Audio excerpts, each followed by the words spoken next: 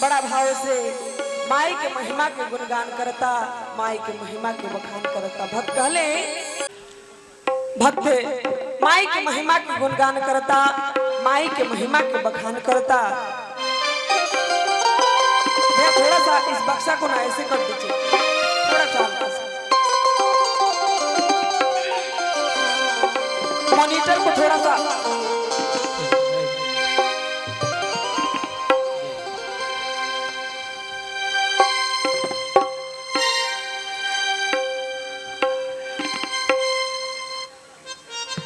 Hello hello hello hello.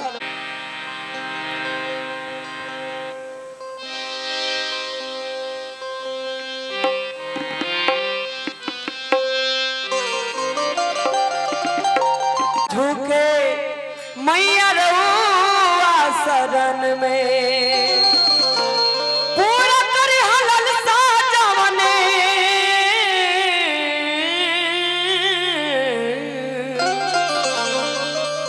पूरा करी हलल साजवने, पूरा करी हलल साजवने।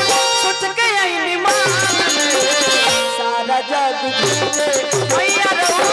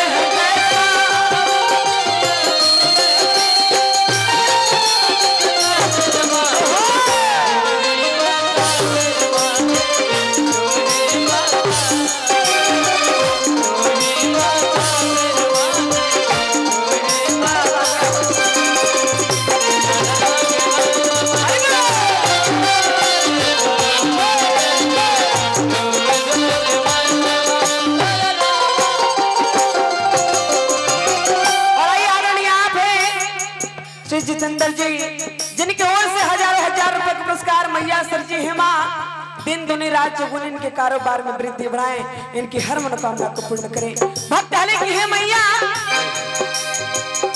चरना में रहुआ हमर बिनती बार बार दया करी हमारा को हुना हमारा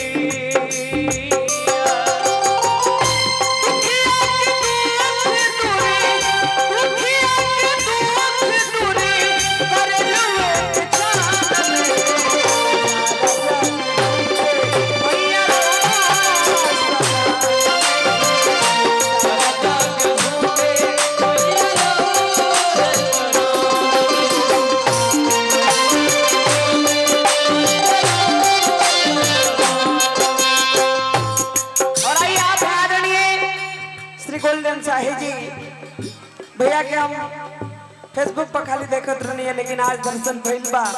बार बार प्रणाम रही चैनल में। माई सरजी है माई, इनका झोली में 500 के बदले 5 लाख भर दे, इनकी हर मनोकामना को पूर्ण करे, सदा इनकी रक्षा करे। भक्त बड़ा भाव से माई से गुहार करत कहले कि हे मैया रउआ दरबार में धनी गरीब केहू नहीं खे, सब राउर लाल बा, हमने के एक समान है। भक्त माई के दरबार में गाओता धनी गरीब आवे रउआ का दरबार में, रउआ जैसन केहू नाही माई संसार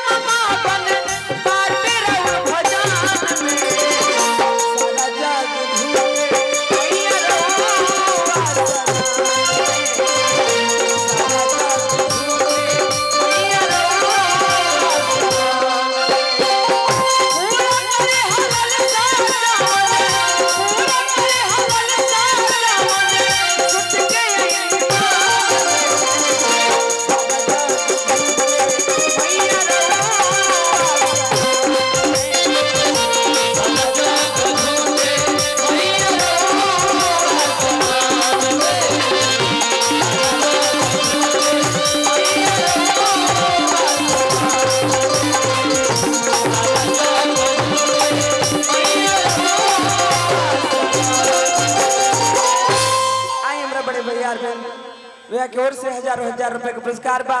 माई से